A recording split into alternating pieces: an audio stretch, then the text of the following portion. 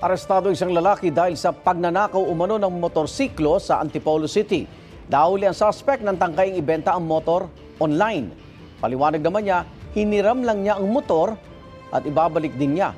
Laging una ka sa balita ni EJ Gomez, exclusive.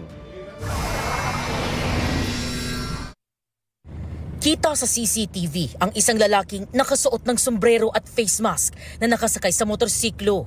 Sa isa pang CCTV, kita ang pagdaan ng motor. Ang lalaki, ninakaw na pala ang motorsiklo. Ang motor, pagmamay-ari ni Rochelle na taga-barangay Mayamot, Antipolo City. Una raw nakita ng kanyang anak ang isang lalaking umaali-aligid sa harap ng kanilang bahay. Di raw nila napansin na bumalik ang lalaki at ninakaw ang motorsiklo. Ang ginawa niya, hinilan muna niya yung motor para hindi namin marinig. Hanggang doon sa may gilid. Tapos pagdating doon, pinagana na niya yung motor, nag-U-turn na siya.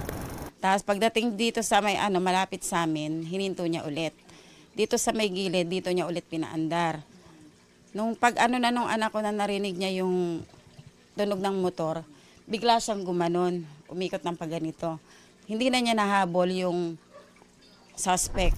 Inireport nila ang insidente sa barangay. Sa follow-up operation, nakuna ng suspect sakay ng ninakaw niyang motorsiklo hanggang pumunta siya sa Orchid Street kung saan siya naninirahan ayon sa barangay.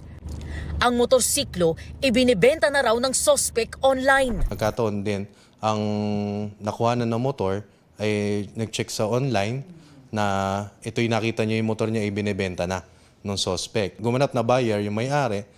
Nakipag-meet up daw ang may-ari ng motor sa suspect. Nagkahabulan na doon siya tumakbo sa papunta doon sa motor, natrap na natin at yung motor na mismong ninakaw ay yun na rin po yung gamit niya para sa diretso siguro sa pagbenta. Arestado ang 29 anyos na suspect.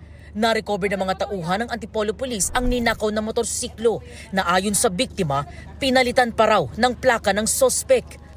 Ayon sa barangay, nakapambiktima pa ng ilang bahay ang suspect 2 araw bago ang pagnanakaw ng motorsiklo. Nahuli na po natin, naglabasan na rin mga complainant, marami siya nakuha mga cellphone sa mga bahay-bahay na talagang kung sino madaan at may makita siyang pwedeng kunin, mga kinuha niya. At ultimo pati uniforme ng estudyante ay kinuha niya rin. Tinangay rin daw niya ang aabot sa 10,000 pisong cash ng isa sa mga biktima. Depensa ng suspect, hiniram lang niya ang motor at ibabalik din niya. Ginamit ko lang po service. Para saan po? Wala lang po, para lang po may service ako. Wala naman po intensyon kunin talaga yun eh. Wala po intensyon benta yun. Po, babalik ko rin po yun. Humingi nga po ang pasensya sa may-ari ng motor eh. Sinampahan ng reklamong theft ang suspect na nakadetain sa Antipolo City Custodial Facility. Ito ang unang balita.